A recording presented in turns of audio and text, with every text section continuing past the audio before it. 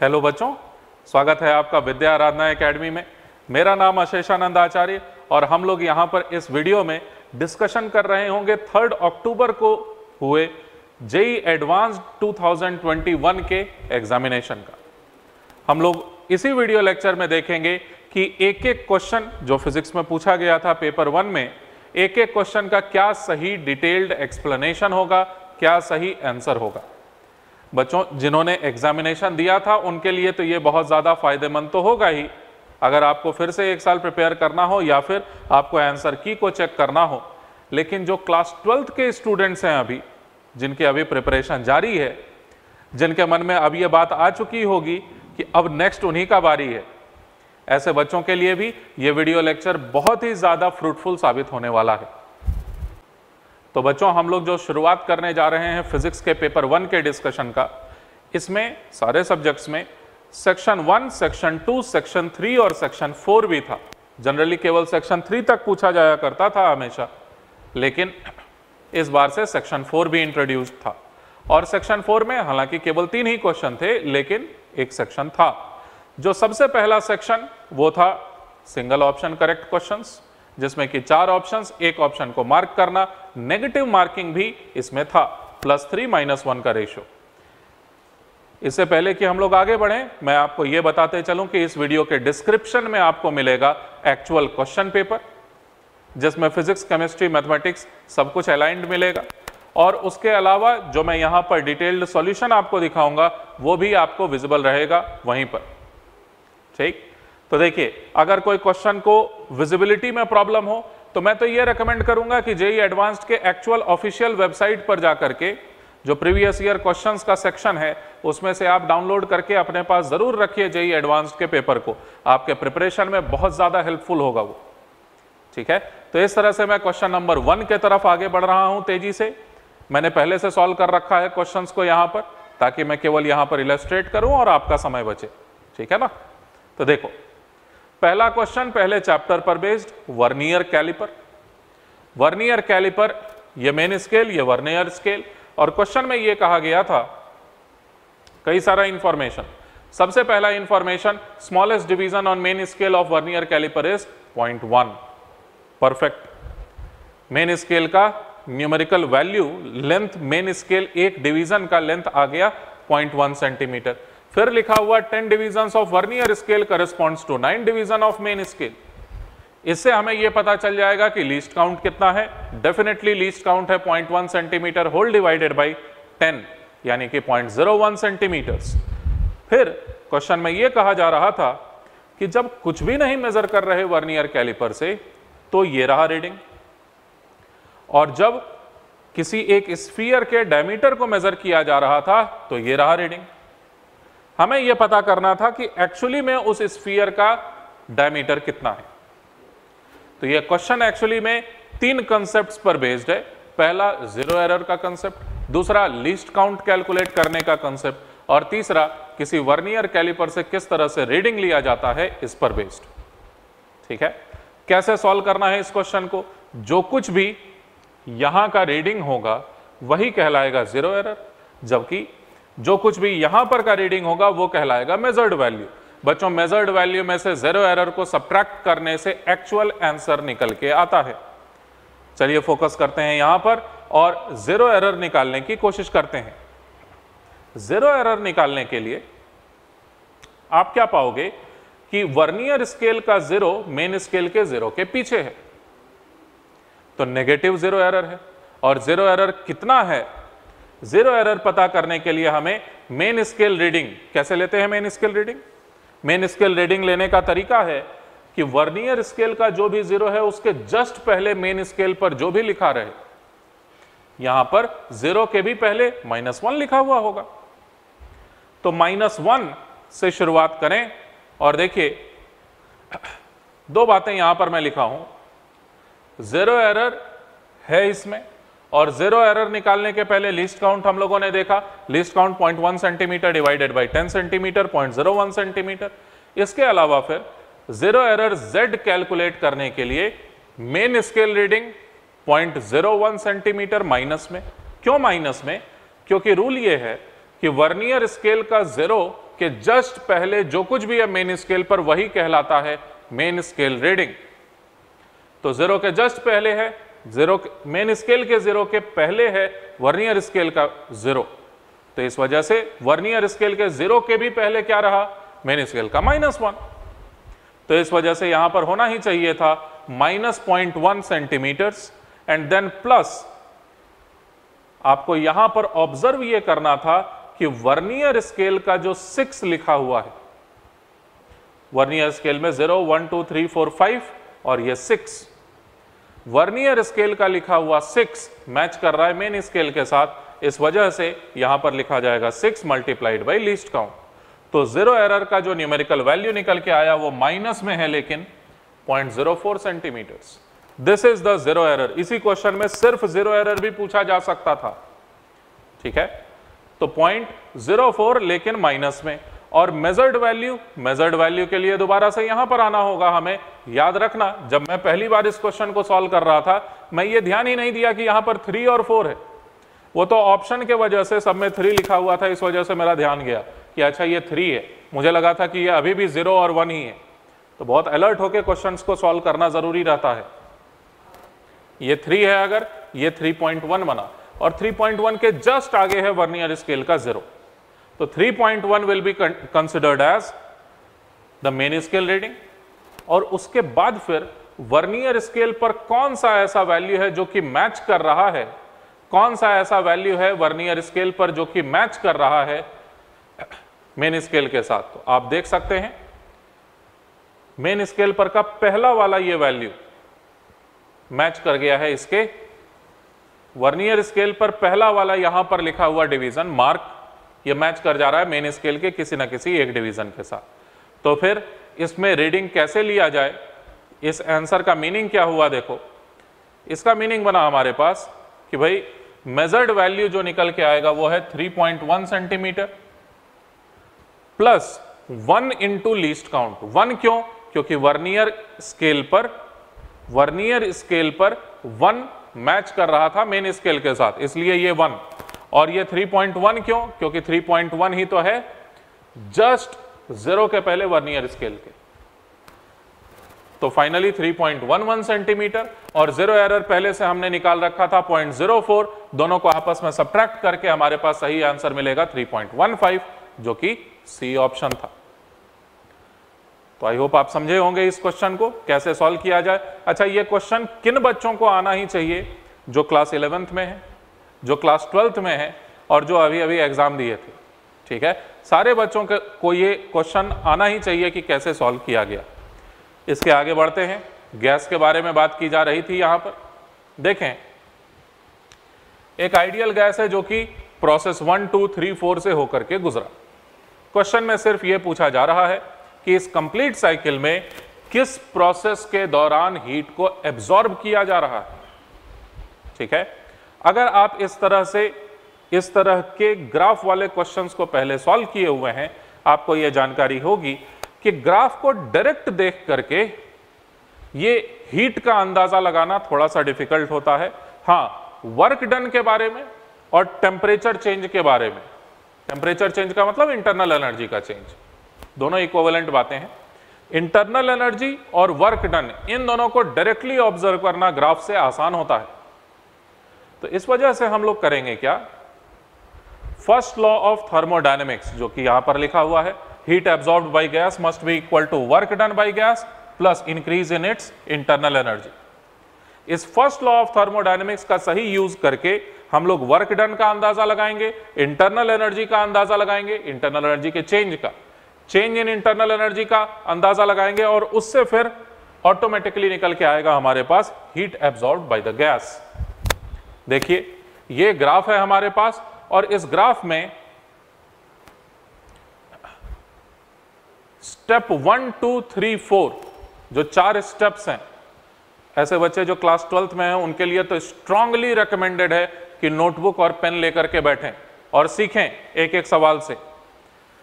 जो स्टेप्स 1 2 3 4 हैं रेस्पेक्टिवली, इन सारे स्टेप्स में वर्क डन और चेंज इन इंटरनल एनर्जी के बारे में मैं बात कर रहा हूं, उससे ऑटोमेटिकली निकल जाएगा heat absorbed by the gas. तो देखो, फर्स्ट वाले प्रोसेस ऐसे करके है, हॉरिजॉन्टल बिल्कुल यहां से यहां, ये एक आइसोबैरिक प्रोसेस है जिसमें कि वॉल्यूम बढ़ा है, नो डाउट टेम्परेचर बढ़ा है, क्योंकि प्रेशर कांस्टेंट करके अगर वॉल्यूम बढ़ाया जाएगा टेम्परेचर बढ़ेगा।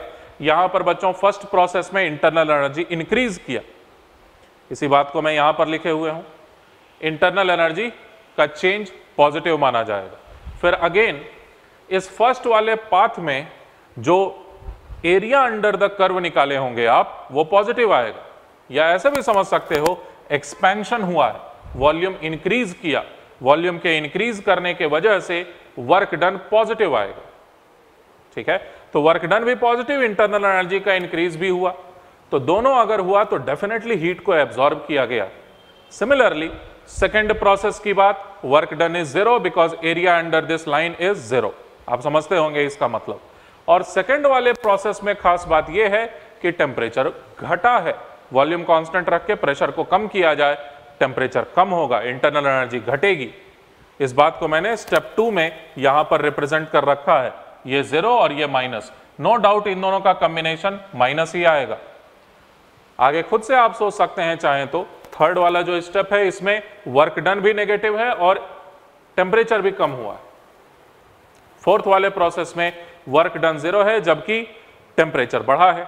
इन सारी बातों को यहां पर मेंशन कर देने के बाद हम लोग कंक्लूड कर सकते हैं कि ये दोनों अगर पॉजिटिव है तो ये तो पॉजिटिव रहेगा, ये 0 है ये नेगेटिव है तो ये नेगेटिव ही रहेगा, ये नेगेटिव नेगेटिव तो ये नेगेटिव ही। तो सिर्फ फर्स्ट स्टेप और फोर्थ स्टेप ही ऐसा स्टेप है जिसमें कि हीट को एब्जॉर्ब किया गया है पॉजिटिवली। इस वजह से फर्स्ट और फोर्थ स्टेप के बारे में लिखा गया है सी ऑप्शन में, C is our correct answer, correct option is C. Alright, next question की तरफ आगे बढ़ रहे हैं हम लोग। देखें आप, ये एक ऑप्टिक्स का क्वेश्चन, ज्योमेट्रिकल ऑप्टिक्स का क्वेश्चन, और जेईई एडवांस्ड इस बात के लिए फेमस है कि वो straight forward formula based questions कभी नहीं पूछते। ठीक है, ये उनकी आदत है, वो एकदम बारीक से बारीक बात पूछने के लिए फेमस है, और हो सके तो एक से ज्यादा कंसेप्ट्स को मिक्स करने के लिए फेमस है। क्वेश्चन नंबर 3 में कहा यह जा रहा है कि एक एक्सटेंडेड ऑब्जेक्ट है, ये एक कॉन्वेक्स लेंस, ये एक कॉन्केव लेंस। पूछा यह जा रहा है कि ओवरऑल मैग्निफिकेशन कितना होगा। मैग्निफिकेशन पता करने के पहले आपको इस लेंस का फोकल लेंथ और इस लेंस का फोकल लेंथ पता करने का जरूरत है।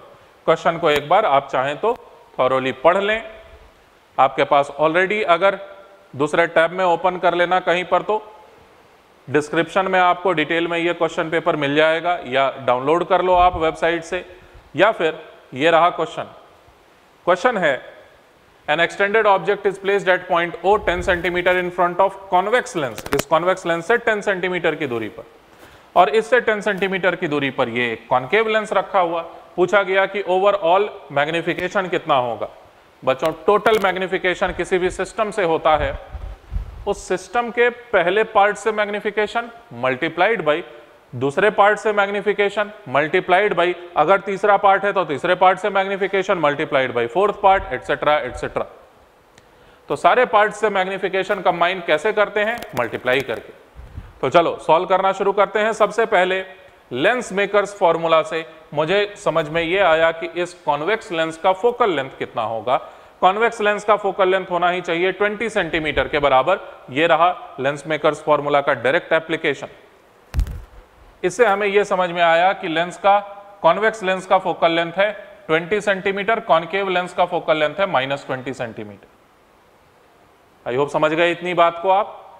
इसके आगे फिर focal length of L1 is 20 centimetre, focal length of L2 is -20 centimetre. Alright, अब फिर है हमारे पास लेंस फॉर्मूला।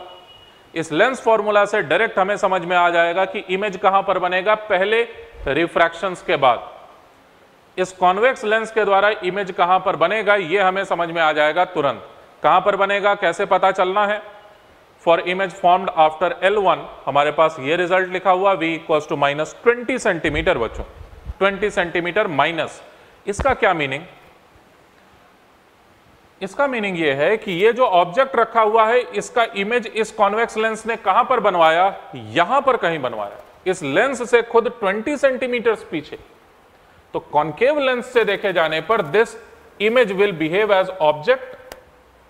फिर से सुनो, ये था ओरिजिनल ऑब्जेक्ट, इस कॉन्वेक्स लेंस ने इमेज बनवा दिया यहां पीछे कहीं -20 सेंटीमीटर, यही तो मीनिंग हुआ।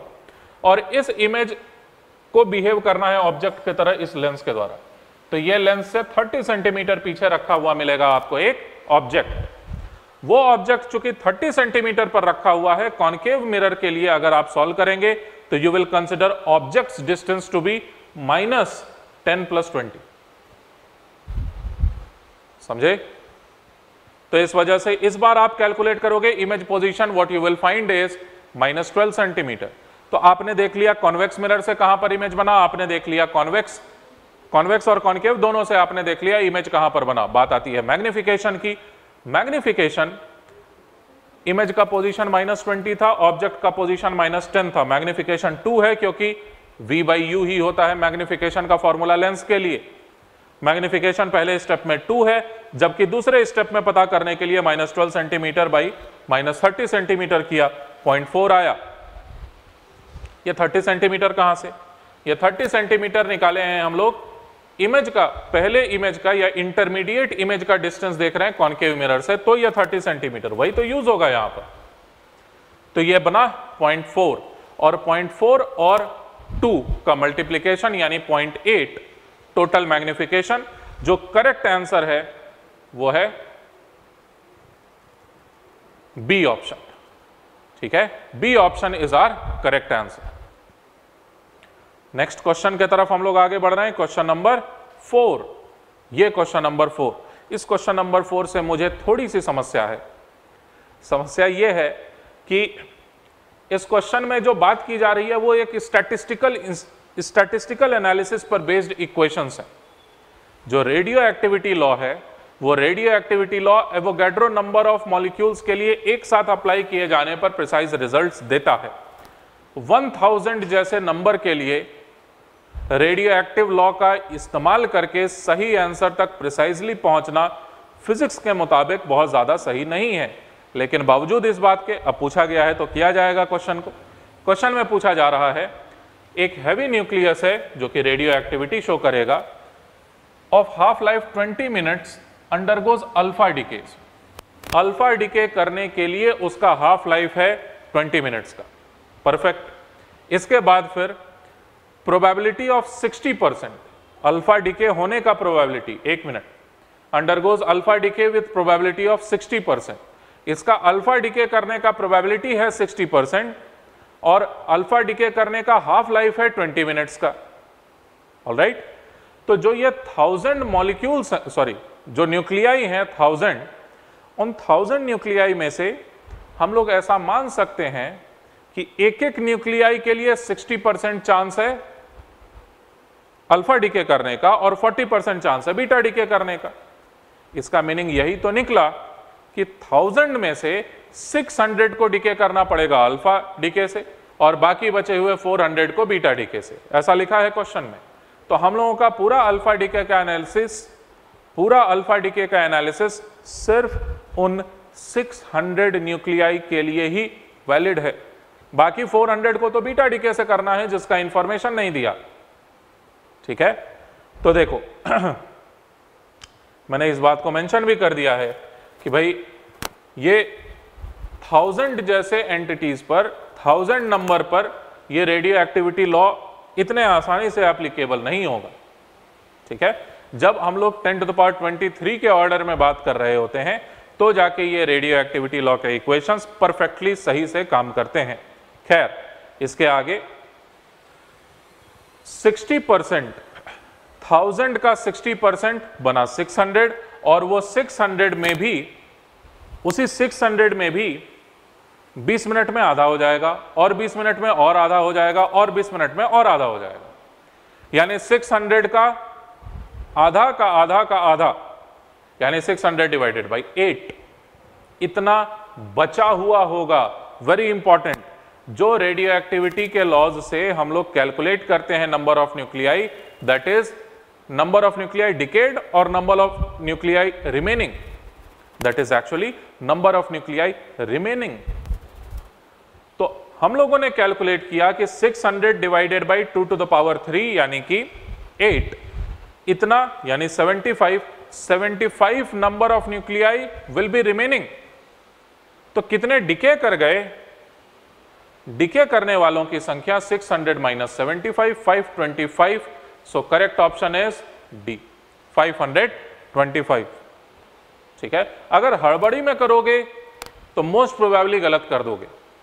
या तो आप 60% वाली बात भूल जाओगे, या तो आपसे गलती हो जाएगी 75 निकाल के आप 75, दूसरा ऑप्शन इंतजार कर रहा है आपका गलत मार्क करने के लिए। ठीक है, तो इसको नहीं मार्क करना है, इसे मार्क करना है। आई होप समझ गए मेरी बात को। हम लोग बढ़ते हैं आगे नेक्स्ट क्वेश्चन के तरफ। तो सेक्शन 2 में हमारे पास जो क्वेश्चंस पूछे गए थे उनका इंस्ट्रक्शन कुछ इस तरह से था कि 3 क्वेश्चन स्टेम्स हैं, जैसे ट्री में रहता है ना स्टेम, उससे ब्रांचेस निकलते हैं वैसा। तो एक एक स्टेम से फिर 2 क्वेश्चंस पूछे गए हैं और प्रत्येक क्वेश्चन का आंसर न्यूमेरिकल वैल्यू होगा जिसमें डेसिमल के 2 डिजिट्स इंपॉर्टेंट रहेंगे। समझ गए? तो एक पैराग्राफ क्वेश्चन है, बस उनके क्वेश्चंस को इंटीजर टाइप या न्यूमेरिकल वैल्यू करेक्ट बना दिया गया। ठीक, तो जो पहला क्वेश्चन है हमारे पास इस सेक्शन 2 का, वो है प्रोजेक्टाइल मोशन पर based. Rest and motion chapter में प्रोजेक्टाइल मोशन पर बेस्ड एक बहुत ही बेहतरीन क्वेश्चन, जैसा कि मैं पहले भी बोला, जेईई एडवांस्ड वाले फेमस हैं इस चीज के लिए कि वो एक से अधिक कंसेप्ट्स को मिक्स करते हैं एक साथ। तो आप एक बार थोड़ा सा समय दे करके इस क्वेश्चन को थॉरोली पढ़ लीजिए अगर नहीं पढ़े हुए हैं तो, ताकि मैं डिस्कशन की शुरुआत करूं तो आप कनेक्ट कर सकें मेरे साथ। क्वेश्चन है, एक पार्टिकल को थ्रो किया जाता है 45 डिग्री के एंगल पर 5√2 मीटर पर सेकेंड के वेलोसिटी से। बच्चों, जैसे ही ये क्वेश्चन पढ़ो दिमाग में होना क्या चाहिए, 5√2 मीटर पर सेकेंड की वेलोसिटी, अच्छा 45 डिग्री के एंगल पर फेंका गया, बहुत बढ़िया। वर्टिकल कंपोनेंट ऑफ वेलोसिटी 5 है, हॉरिजॉन्टल कंपोनेंट ऑफ वेलोसिटी भी 5 है। वर्टिकल कंपोनेंट ऑफ वेलोसिटी अगर 5 होगा तो 0.5 सेकंड्स में पार्टिकल टॉप मोस्ट पॉइंट पर पहुंचेगा और फिर से 0.5 सेकंड्स में यानी टोटल 1 सेकंड्स में ग्राउंड पर पहुंच जाना चाहिए था पार्टिकल को। इसके अलावा 0.5 सेकंड्स में ऊपर कितना जाना चाहिए पार्टिकल को? बच्चे इतने क्वेश्चन सॉल्व किए हुए रहते हैं कि उनको याद हो जाता है यह बात कि 5 मीटर पर सेकंड से अगर पार्टिकल ऊपर जा रहा होगा तो मैक्सिमम हाइट 0.125 मीटर्स को कवर करेगा। यह सारा इंफॉर्मेशन जब आपके पास एकदम तैयार रहेगा तब जाके क्वेश्चन कम से कम समय में हो पाता है। ठीक है, प्रैक्टिस करिए अच्छे से क्वेश्चंस का। देखें, क्वेश्चन में यह कहा जा रहा है फिर the particle at highest point of its trajectory, इसका मतलब 0.125 के मीटर के हाइट पर और 0.5 सेकंड्स के बाद जब पार्टिकल मैक्सिमम हाइट पर पहुंचता है उस वक्त 2 इक्वल पार्ट्स में टूट जाता है, स्प्लिट्स इनटू 2 इक्वल पार्ट्स। अच्छा, अगर वो 2 इक्वल पार्ट्स में नहीं टूटा होता तो वो कंबाइंड फॉर्म में 0.5 सेकंड्स के बाद जमीन पर पहुंचने वाला था। ये क्लियरली आपको विजुअलाइज होना चाहिए। अब क्वेश्चन में यह कहा जा रहा है कि 1 part falls vertically down on ground, एक पार्ट वर्टिकली नीचे जाता है। इससे क्या इंफॉर्मेशन? हॉरिजॉन्टल डायरेक्शन में नहीं गया, उसकी हॉरिजॉन्टल वेलोसिटी 0 हो जाती है। एक पार्ट की कहां गई उसकी वेलोसिटी? दूसरा वाला पार्टिकल वेलोसिटी उसकी लेके चला गया या मोमेंटम लेके उसका चला गया, मोमेंटम कंजर्वेशन। खैर, 1 part falls vertically down to the ground 0.5 seconds after splitting. अगर initial velocity first part A की, मान लो पार्ट ए है, पार्ट ए की अगर इनिशियल वेलोसिटी होती नीचे की ओर तो जरूर से उसको 0.5 सेकंड से कम समय लगा होता जमीन तक पहुंचने में। यह है फिजिक्स कि पार्टिकल अगर नहीं स्प्लिट किया होता तो 0.5 सेकंड्स में नीचे पहुंचने वाला था, और अगर पार्टिकल स्प्लिट कर जाता है तो भी एक पार्ट को नीचे पहुंचने में 0.5 सेकंड्स ही लगा। यानी एक्सप्लोजन के समय, स्प्लिटिंग के समय वर्टिकल कंपोनेंट ऑफ वेलोसिटी से छेड़छाड़ नहीं किया गया है। यह आपको दिखना चाहिए होते हुए।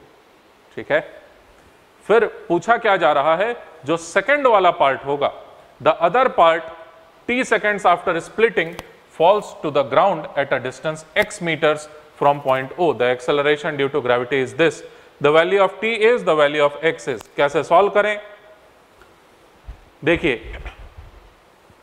पार्टिकल को 5√2 मीटर पर सेकेंड से फेंका जाएगा. Vertical component velocity 5, horizontal component of velocity 5. Top most point पर जस्ट स्प्लिट होने के पहले की कहानी है ये. स्प्लिट होने के जस्ट पहले सिचुएशन है 5 मीटर पर सेकेंड की वेलोसिटी हॉरिजॉन्टल डायरेक्शन. ठीक है, 5 मीटर पर सेकेंड की वेलोसिटी हॉरिजॉन्टल डायरेक्शन में एग्जिस्ट कर रही. इसके बाद फिर जब स्प्लिट हो जाता है ये दो टुकड़ों में, एक टुकड़ा ठीक नीचे की ओर गिरता है, लेकिन इनिशियल वेलोसिटी उसके पास नहीं है. क्यों नहीं है? क्योंकि 0.5 सेकेंड में उसको गिर ही जाना था और वो एनीवेज 0.5 सेकेंड में ही गिर रहा है. तो वर्टिकल कंपोनेंट ऑफ वेलोसिटी में बदलाव नहीं आया था, ये कंक्लूड किया जा सकता है. लेकिन फिर भी आप चाहें तो वर्टिकल डायरेक्शन में 0.125 मीटर को कवर करने में कितना टाइम लगेगा, इसको ये दिया हुआ है 0.5 सेकेंड का. इससे पता कर सकते हैं कि पार्ट ए की इनिशियल वेलोसिटी नीचे के तरफ जाते वक्त 0 ही है. फिर से सुनो, पार्ट ए की इनिशियल वेलोसिटी नीचे की ओर कितनी है यह पता करने के लिए 0.125 मीटर की हाइट को यह 0.5 सेकेंड्स में जी एक्सेलरेशन से जाते हुए कवर करता है. इससे इनिशियल वेलोसिटी चेक किया जा सकता है और चेक करके यू का वैल्यू बताया जा सकता है. अगर यू का वैल्यू 0 नहीं आया होता तो हमें और ज्यादा कॉम्प्लेक्स क्वेश्चन को सॉल्व करना पड़ा होता. लेकिन ठीक है, इनिशियल वेलोसिटी का वैल्यू 0. अब मैं ये कह रहा हूं कि बी पार्ट, जो दूसरा वाला पार्ट है, वो कितनी तेजी से फेंकाएगा. एक की वेलोसिटी कम हो गई, मोमेंटम कम हो गया, 0 हो गया, तो दूसरे वाले के पास मोमेंटम एक्स्ट्रा बढ़ जाना चाहिए. क्योंकि इस स्प्लिटिंग के दौरान हॉरिजॉन्टल डायरेक्शन में कोई फोर्स नहीं लग रहा था, मोमेंटम को कंजर्व होना जरूरी था. यह है फिजिक्स. ये इक्वेशन में फिजिक्स नहीं छिपा. ये इक्वेशन लिखने का जो आइडिया है हमारे पास वो है फिजिक्स का. तो देखो, m/2 पार्ट, m/2 पार्ट, एक की वेलोसिटी पता नहीं, एक की वेलोसिटी 0 हॉरिजॉन्टल डायरेक्शन में.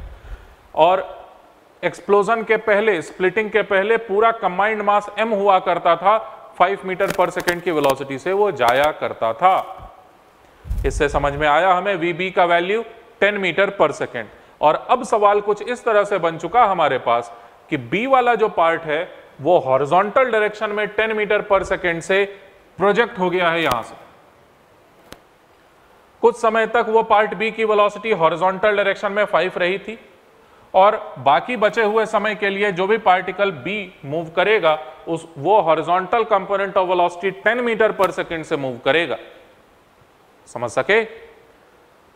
तो इस वजह से b के वर्टिकल कंपोनेंट ऑफ वेलोसिटी को चेंज नहीं किए, b को अभी भी 0.5 सेकेंड ही लगेगा जमीन तक पहुंचने में.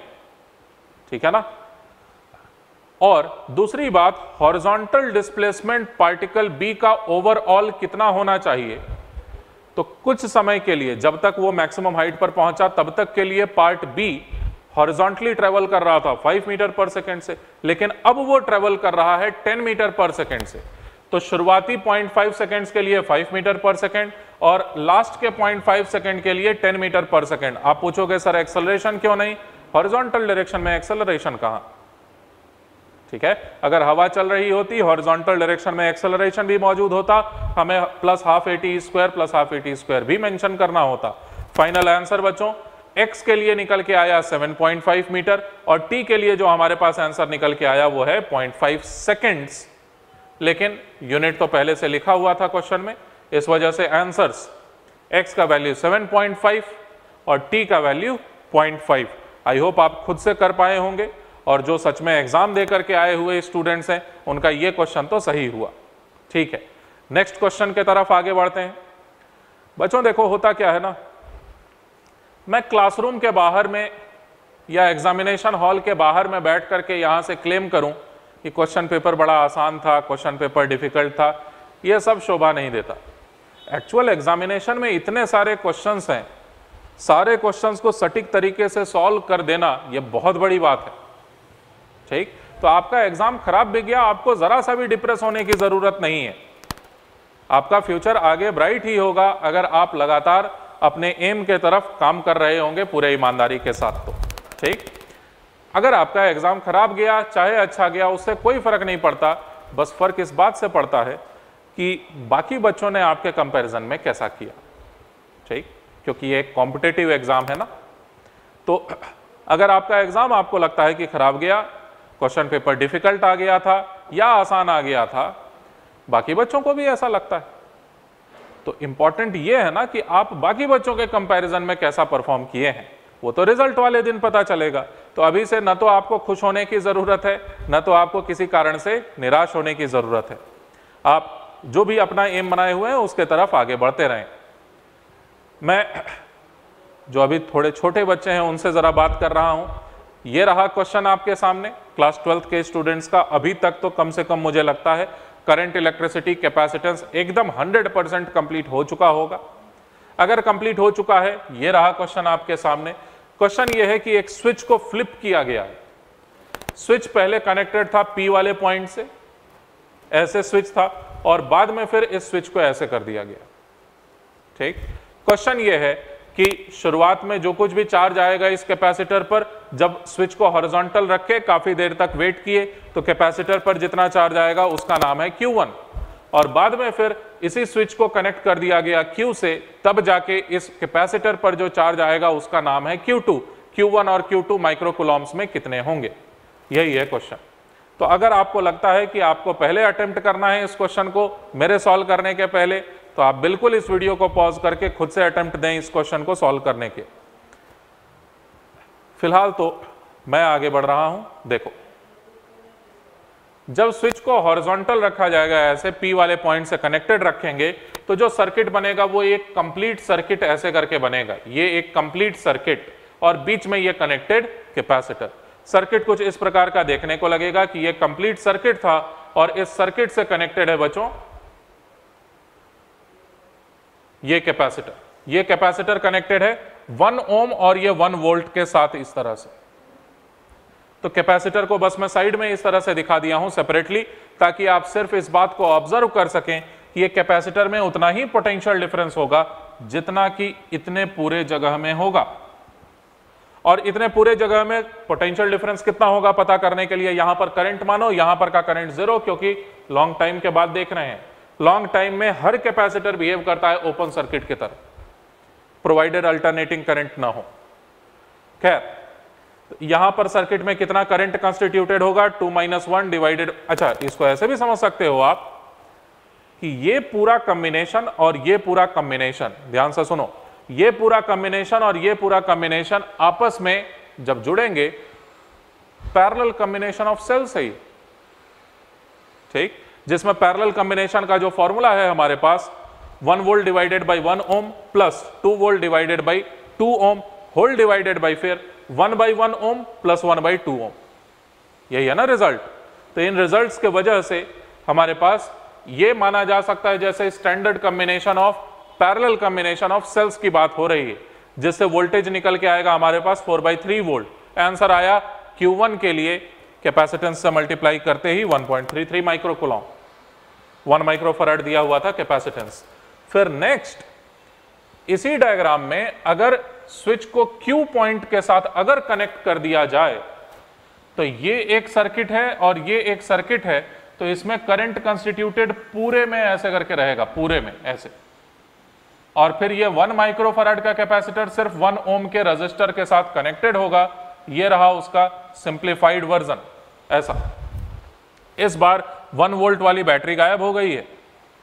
इसमें करंट कंस्टिट्यूटेड इस तरह से रहेगा, बड़े आसानी से कह सकते हैं हम लोग कि 2 वोल्ट होल डिवाइडेड बाई 3 ओम का रेजिस्टेंस। तो करंट आ जाएगा 2 वोल्ट डिवाइडेड बाई 3 ओम करके 2/3 एम्पियर। और पोटेंशियल डिफरेंस इसमें उतना ही होगा जितना कि 1 ओम वाले रेजिस्टर में पोटेंशियल डिफरेंस है। दोनों पैरेलली कनेक्टेड है ना, तो इस कारण से जो पोटेंशियल डिफरेंस अक्रॉस कैपेसिटर निकल के आया वो है 2/3 वोल्ट। और फाइनली चार्ज अगर देखोगे Q2 का वैल्यू 0.67 माइक्रो कूलम। जो सही आंसर्स मिले हमारे पास 1.33 माइक्रो कूलम और साथ में 0.67 माइक्रो कूलम का। क्वेश्चन नंबर 7 सॉल्व किया हम लोगों ने, क्वेश्चन नंबर 8 सॉल्व किया। नेक्स्ट क्वेश्चन हम लोगों का इंतजार कर रहा है बच्चों, बेहतरीन क्वेश्चन और क्वेश्चन ये है कि दो पॉइंट चार्जेस, एक ओरिजिन पर -q का चार्ज, दूसरा +q/√3 का चार्ज रखा हुआ है एक्स एक्सिस पर। मोस्ट प्रोबेबली 90% स्टूडेंट्स इस क्वेश्चन में इस इक्विपोटेंशियल सरफेस को निकालने में व्यस्त रहेंगे। और बच्चों, एक क्वेश्चन को जब आप सॉल्व कर रहे होते हो, बहुत ध्यान से सुनो मेरी बात को, एक क्वेश्चन को जब आप सॉल्व कर रहे होते हो, कई सारे क्वेश्चंस नहीं भी तो कर रहे होते हो। मेरा कहना यह है, एक क्वेश्चन में अगर आपने समय जरूरत से ज्यादा दिया तो हो सकता है कोई तो दूसरा क्वेश्चन होगा जो आप कर सकते थे कम समय में, लेकिन आपको समय ही नहीं मिलेगा। It is extremely critical to command all the questions within time limits. ठीक है, मैं सॉल्व करने की नहीं बात कर रहा हूं, उस क्वेश्चन को जीतने की बात कर रहा हूं। एक दिए हुए टाइम लिमिट में ही क्वेश्चन को सॉल्व करने की कला आपको अचीव करनी चाहिए। कैसे आएगी ऐसी कला, कैसे ये आर्ट को अचीव करोगे आप? ढेर सारे एग्जाम्स को देकर के।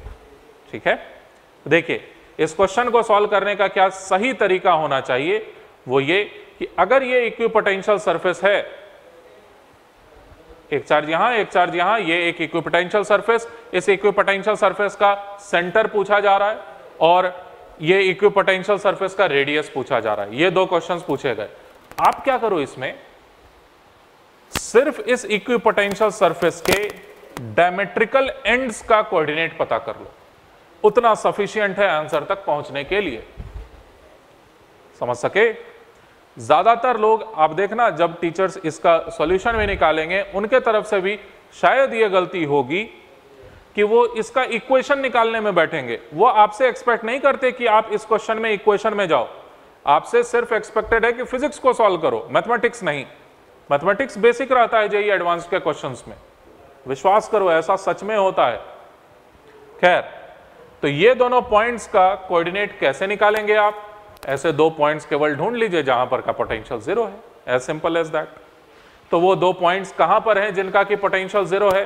पहला पॉइंट माना मैं यहां पर है जिसका कोऑर्डिनेट है, मान लो थोड़ी देर के लिए x, 0।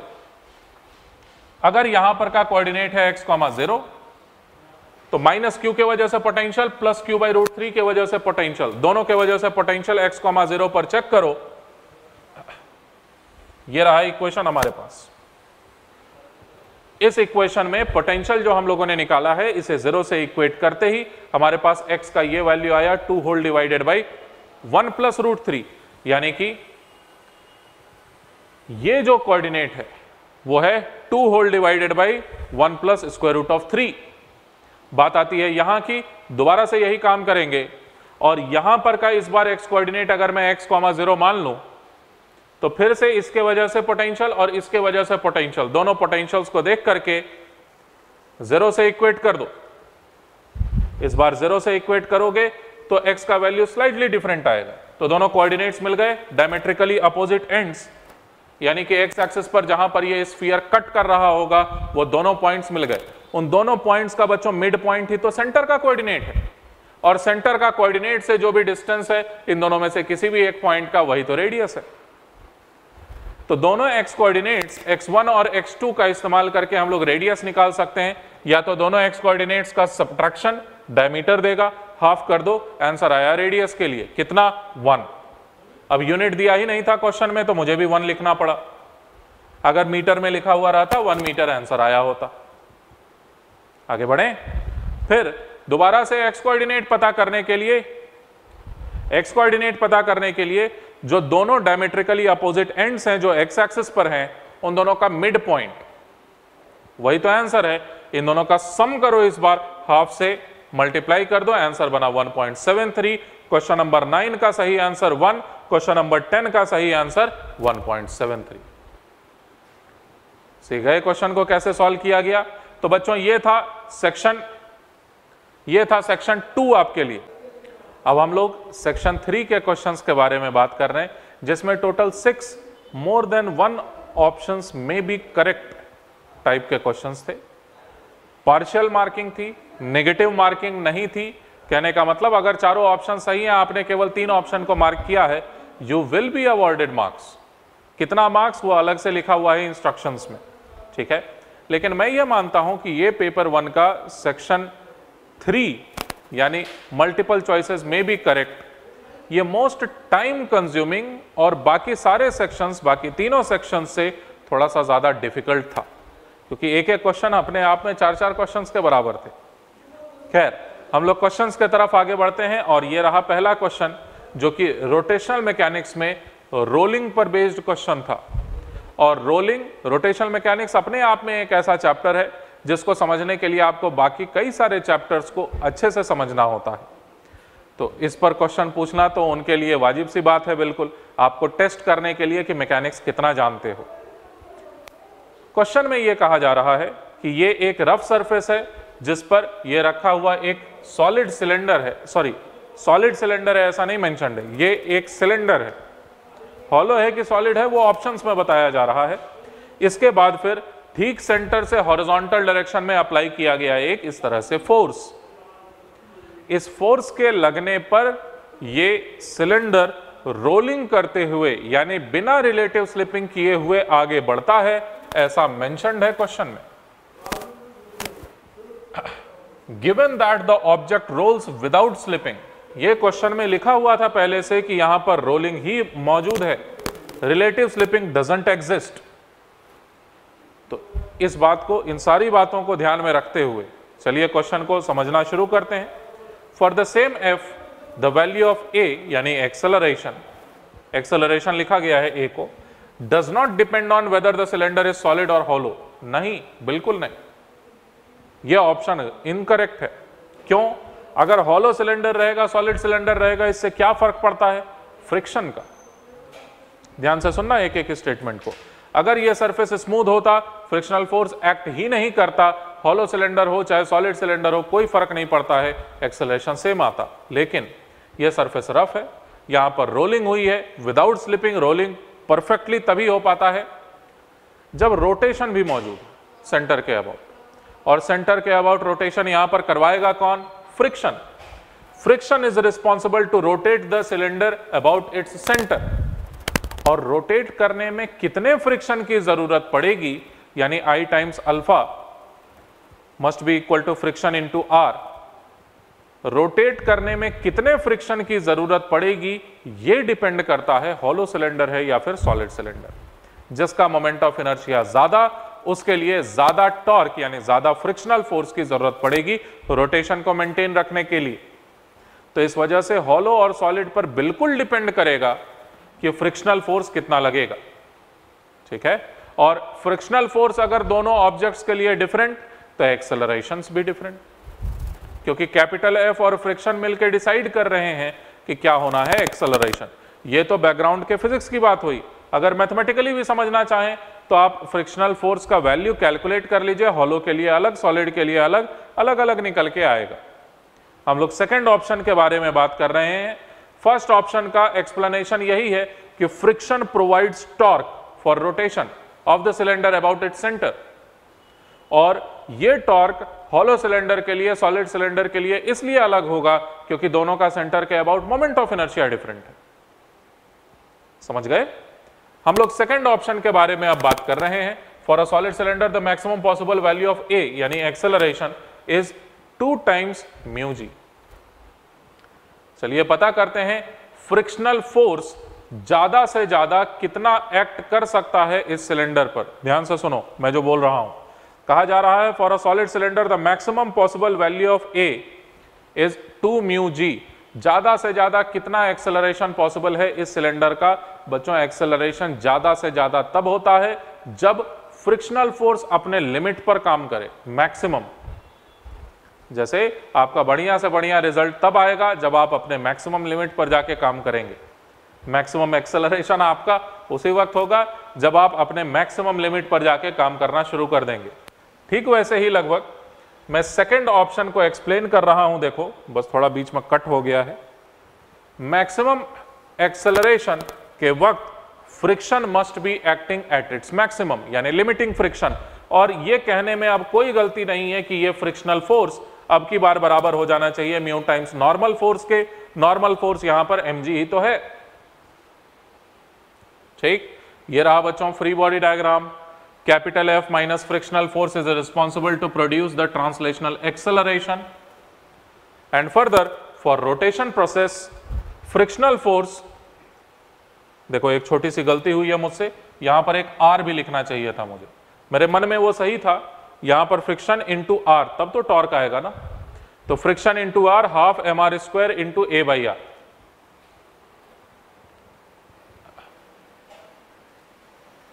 सेकेंड ऑप्शन में ये भी तो मेंशन्ड है ना कि सॉलिड सिलेंडर है, इसलिए मैंने वहां पर हाफ mr स्क्वायर लिया है। तो हाफ mr स्क्वायर लेकर के A बाई आर, ये रहा ट्रांसलेशन का इक्वेशन, ये रहा थोड़ा सा इनकरेक्ट लेकिन रोटेशन का equation, friction force into capital R होना चाहिए था, बस लिखने में गलती हुई है। लेकिन फ्रिक्शनल फोर्स का वैल्यू तो म्यू टाइम्स mg है, क्यों?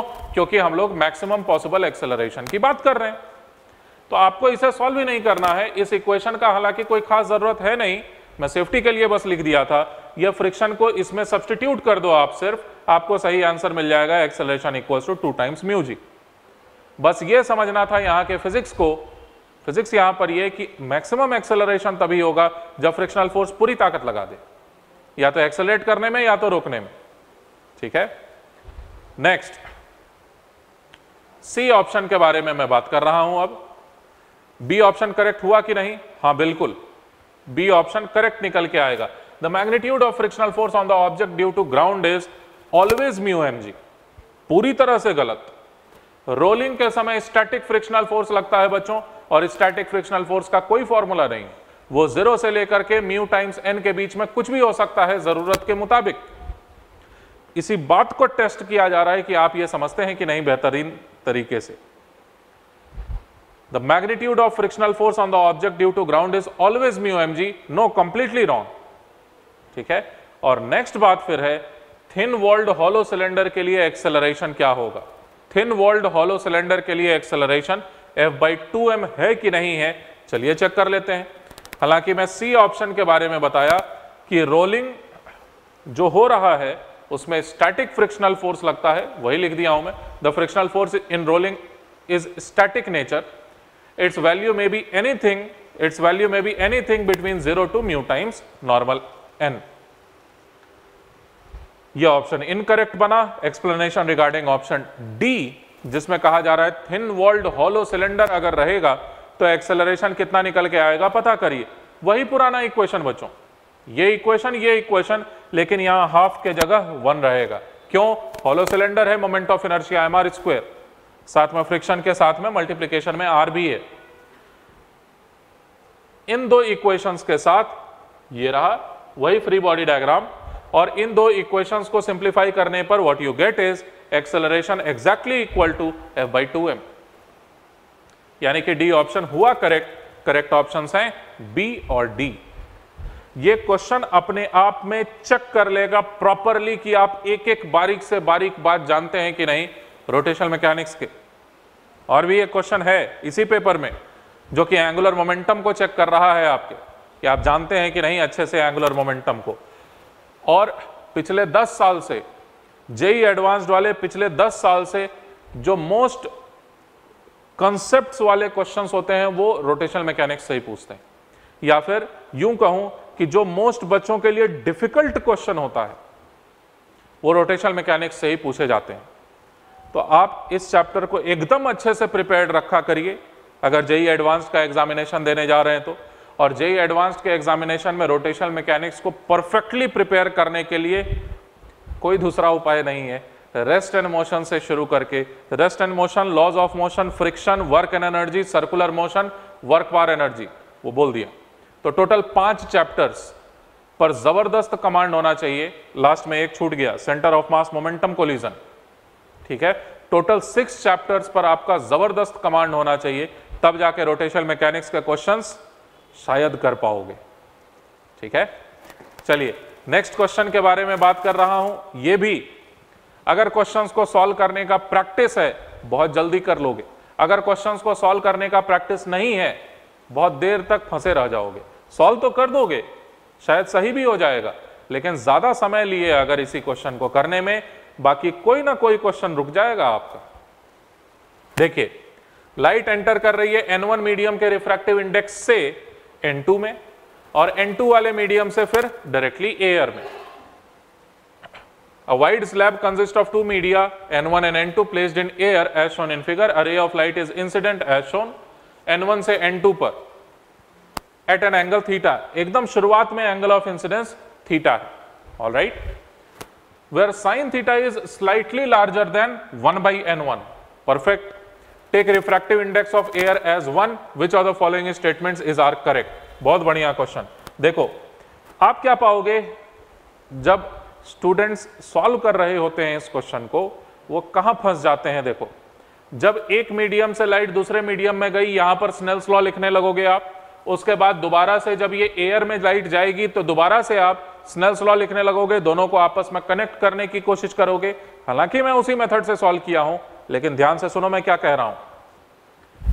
आप चाहते तो डायरेक्ट यहां पर का एक टर्म यानी N1 into sine theta direct equate कर सकते हैं एयर के refractive index 1 multiplied by sine r, जो कुछ भी होगा यहां पर। बीच में कौन सा मीडियम है इससे कोई फर्क नहीं पड़ता, as far as all surfaces are parallel to each other. अगर ये सरफेस और ये सरफेस पैरेलल रहेगा, आप पहले सरफेस के भी पहले यानी कि N1 वाले रिफ्रैक्टिव इंडेक्स में जो लाइट की हालत है उसको डायरेक्ट स्नेल्स लॉ से कनेक्ट कर सकते हैं एयर के सिचुएशन के साथ। शायद समझ रहे हो मैं क्या कह रहा हूं, ठीक है ना।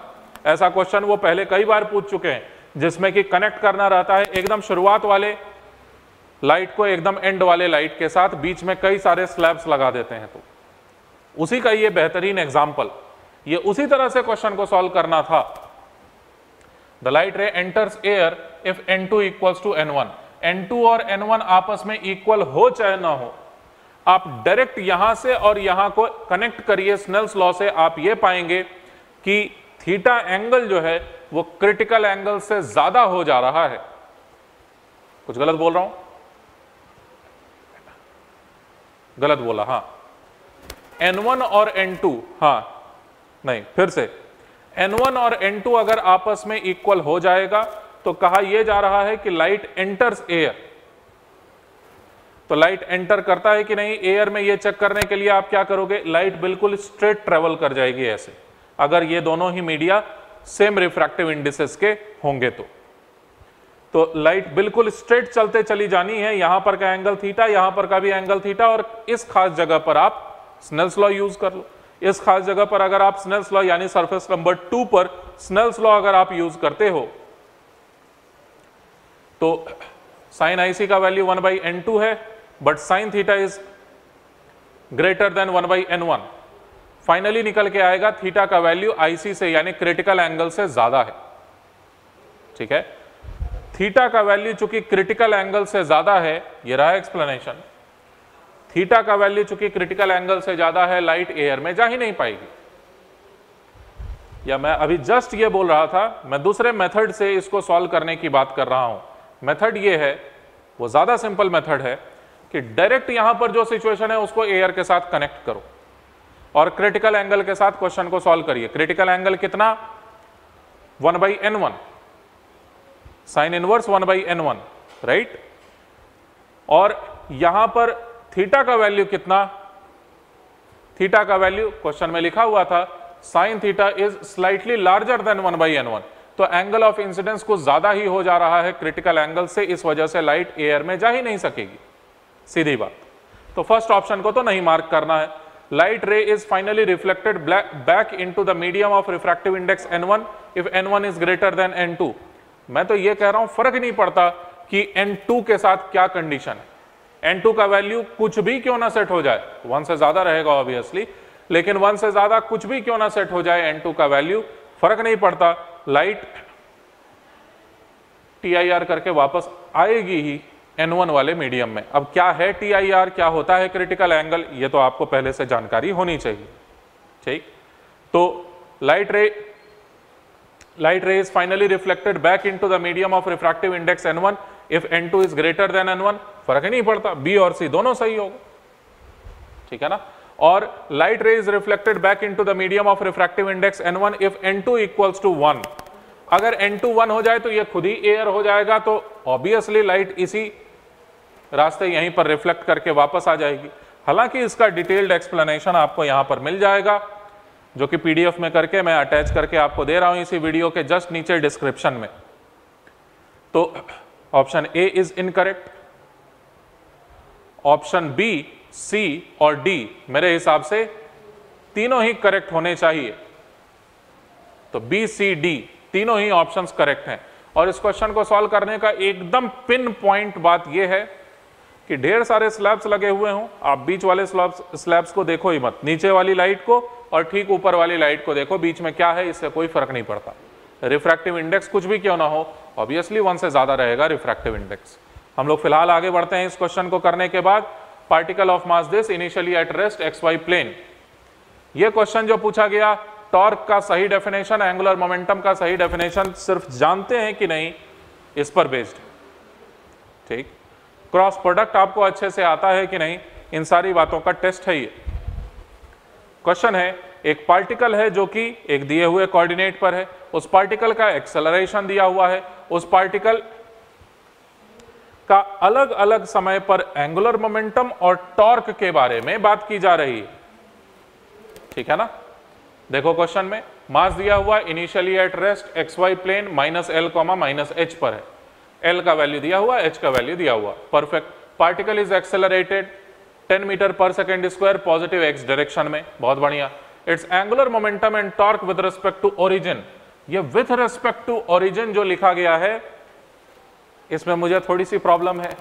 विथ रिस्पेक्ट टू ओरिजिन नहीं होता, अबाउट ओरिजिन होता है, with respect to a frame of reference होता है, ठीक है। यहां पर अबाउट ओरिजिन लिखा जाना चाहिए था, लेकिन ठीक है, चलो मान लेते हैं।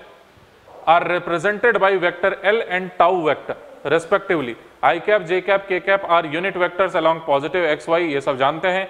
K cap equals to I cap cross J cap लिखा हुआ यहां पर, मतलब राइट हैंडेड कोऑर्डिनेट सिस्टम्स की बात की जा रही है, जहां पर सारे फॉर्मूले एज इट इज अप्लाइड होते हैं। ये देखो, according to what they have asked in question, -L, -h यहां पर कहीं होगा।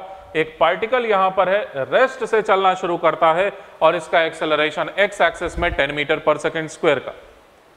पहले ही ऑप्शन में पूछा यह जा रहा है कि आखिर कब पार्टिकल पहुंचेगा x इक्वल्स टू L और y इक्वल्स टू -h पर। इस पॉइंट पर L, -h पॉइंट पर कितने समय के बाद पहुंचेगा। तो L, -h आखिर है कहां, तो जितने दूरी पर ये पीछे के तरफ y एक्सिस से, उतने ही दूरी पर आगे यहां पर का एक पॉइंट रहेगा +L, -h। तो ये 10 मीटर का था, ये टोटल 20 मीटर का रहेगा। बस आपको चेक ये करना है कि 20 मीटर का हॉरिजॉन्टल डिस्प्लेसमेंट नहीं, x एक्सिस का डिस्प्लेसमेंट 20 मीटर का कितने समय में ये कवर कर लेगा। डिस्प्लेसमेंट 2L I कैप यानी 20 मीटर का, 20 मीटर को S equals to UT + ½ AT square से इक्वेट करते ही T का वैल्यू मिला आपको 2 second. So option A is correct. Option B जो कही जा रही है वो है कि टॉर्क का वैल्यू 2K कैप के बराबर होगा जब पार्टिकल L, -h पर होगा। तो L, -h पर जब पार्टिकल यहां पर होगा ना, तो आपको बस चेक करना है कि क्या है इसका पोजीशन वेक्टर और इस पर लगने वाला फोर्स क्या है, ठीक है। पोजीशन वेक्टर का क्रॉस प्रोडक्ट फोर्स के साथ देखने पर ही तो ओरिजिन के अबाउट टॉर्क निकल के आएगा। मैं बी ऑप्शन के बारे में बात करूं तो जब पार्टिकल +L, -h पर पहुंचा हुआ होगा, उसके पास जो वेलोसिटी होगी 20 मीटर पर सेकेंड की, उसका position vector +10 metre I cap -1 metre J cap, साथ ही उस पर लगने वाला फोर्स मास इनटू एक्सेलरेशन से उसका लगने एक्सपीरियंस करने वाला फोर्स 2 न्यूटन I कैप होना चाहिए। आप क्या करेंगे, वेलोसिटी पोजीशन वेक्टर और फोर्स वेक्टर का क्रॉस प्रोडक्ट आंसर दे देगा टॉर्क, और टॉर्क का वैल्यू कैलकुलेट करने पर सच में निकल के आ रहा है ऐसा यूनिट्स में 2 न्यूटन मीटर K कैप। इस वजह से सेकंड वाला ऑप्शन तो सही हुआ, second option is correct. Let us talk about the third option, when the particle passes through point, वही वाला पॉइंट है तो उसके एंगुलर मोमेंटम की बात की जा रही है बच्चों। एंगुलर मोमेंटम होता है पोजीशन वेक्टर और मोमेंटम वेक्टर का क्रॉस प्रोडक्ट।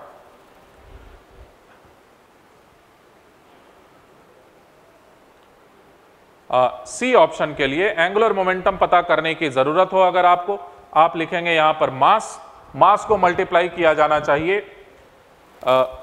पोजीशन वेक्टर और वेलोसिटी एम वी, ध्यान से फिर से, ये आर वेक्टर है यानी पोजीशन वेक्टर, ये मोमेंटम वेक्टर, इस मोमेंटम वेक्टर का मास अलग से वहां पर लिख दिया हूं मैं, सब कुछ एसआई यूनिट्स में है। इसे सॉल्व किया जाने पर 4 k कैप एसआई यूनिट में आ रहा है। सी ऑप्शन परफेक्टली करेक्ट है।